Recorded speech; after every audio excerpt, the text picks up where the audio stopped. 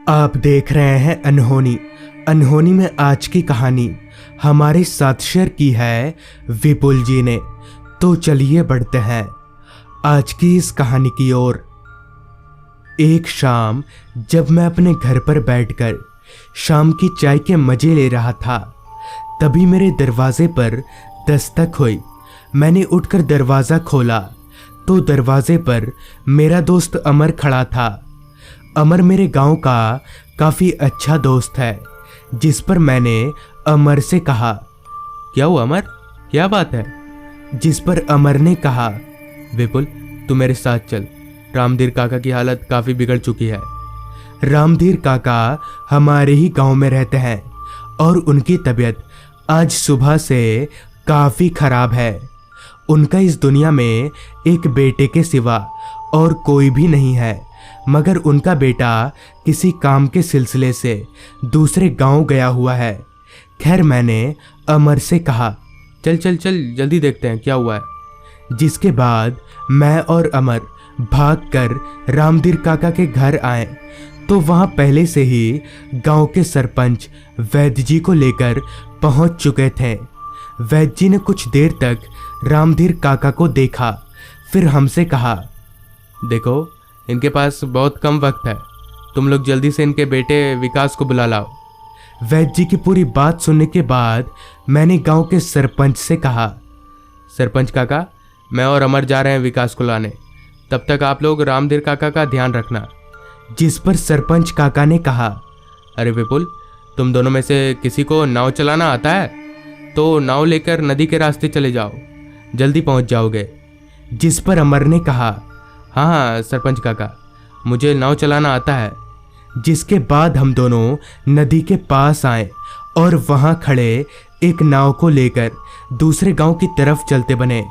नाव चलाकर दूसरे गांव जाने में हमारे गांव से करीब 1 घंटे का वक्त लगता था, मगर हमें पता नहीं था कि रामधीर काका के पास कितना वक्त है, इसलिए हम नाव काफ़ी तेजी से भगा रहे थे। अभी हम आगे बढ़ ही रहे थे कि तभी काफ़ी तेज बिजली कड़की, मानो उस बिजली की चमक से रात एक पल को दिन में तब्दील हो गया हो। उस बिजली की आवाज़ से एक पल को तो हम भी डर गए कि तभी अमर ने कहा, अरे भाई लगता है काफ़ी तेज बारिश आने वाली है और बारिश आ गई तो हम लोग काफ़ी बुरे फंसेंगे। जिस पर मैंने कहा, ऐसा मत बोल भाई और जल्दी नाव चला। इतना बोलकर हम लोग अभी कुछ आगे बढ़े ही थे कि तभी बारिश शुरू हो गई, वो भी काफ़ी तेज हवाओं के साथ। हवा इतनी तेज चल रही थी कि नाव को पानी पर संभालना काफ़ी मुश्किल हो रहा था। जिस पर मैंने अमर से कहा, अमर नाव को किनारे पर ले वरना नाव डूब जाएगी। इस पर अमर ने कहा, वहाँ देख घाट दिखाई पड़ रहा है, मैं नाव को वहाँ ले चलता हूँ। अमर के इतना बोलते ही मैंने अपनी निगाहें उस घाट की ओर दौड़ाई तो मुझे अंधेरे में डूबा एक टूटा फूटा सा घाट दिखा।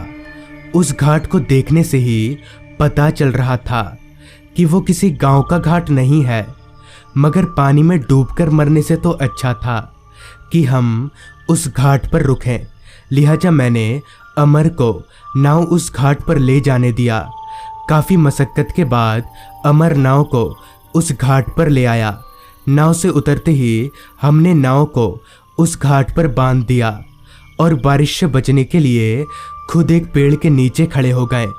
वो पूरा इलाका घने अंधेरे में डूबा हुआ था, जिसके तीनों ओर घने लंबे पेड़ और जंगल ही दिखाई पड़ रहे थे।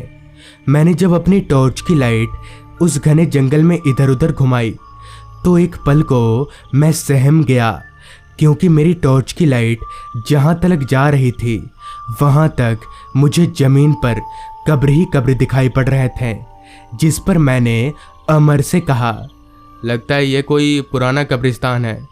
इस पर अमर ने कहा, लगता तो वैसा ही है, बस अब किसी बड़ी मुसीबत में ना फंस जाएं हम लोग। मगर हमें कहाँ पता था कि हम लोग इस घाट पर आकर एक बड़ी मुसीबत में फंस चुके हैं। अभी हम खड़े ही थे कि तभी बारिश और तेज हो गई, खैर हम कर भी क्या सकते थे। अभी हम चुपचाप उस पेड़ के नीचे खड़े ही थे कि तभी अचानक से किसी के चिल्लाने की आवाज़ आई। मगर वो चिल्लाने की आवाज़ इतनी ज़ोरदार थी कि हमें एक पल को पता ही नहीं चला कि कोई चिल्लाया था या फिर बिजली कड़की। खैर इसे हमने अपने मन का वहम माना और एक पुतले की तरह पेड़ के नीचे खड़े रहे। करीब 2 मिनट खड़े रहने के बाद हमने देखा कि उस घाट पर एक और नाव आकर रुकी। नाव के रुकते ही उसमें से एक आदमी उतरकर हमारे पास आया और हमारे साथ ही उसी पेड़ के नीचे खड़ा हो गया। अभी हम खड़े ही थे कि तभी उस आदमी ने कहा, बहुत देर से खड़े हैं क्या आप लोग? जिस पर मैंने अपना सिर हाँ में हिलाया। जिसके बाद थोड़ी देर चुप रहने के बाद अमर ने उस आदमी से कहा, आप कौन हैं और आप पहले भी यहाँ आए हैं क्या? जिस पर उस आदमी ने कहा, हाँ मैं रोज रात को यहाँ आता हूँ। उस आदमी की बात सुनकर मैं थोड़ा हैरान हो गया कि भला ये आदमी इस वीरान सी जगह पर हर रोज क्यों आता है। जिस पर मैंने उस आदमी से पूछा, क्यों भाई साहब, आप इस वीरान सी जगह पर रोज क्यों आते हैं?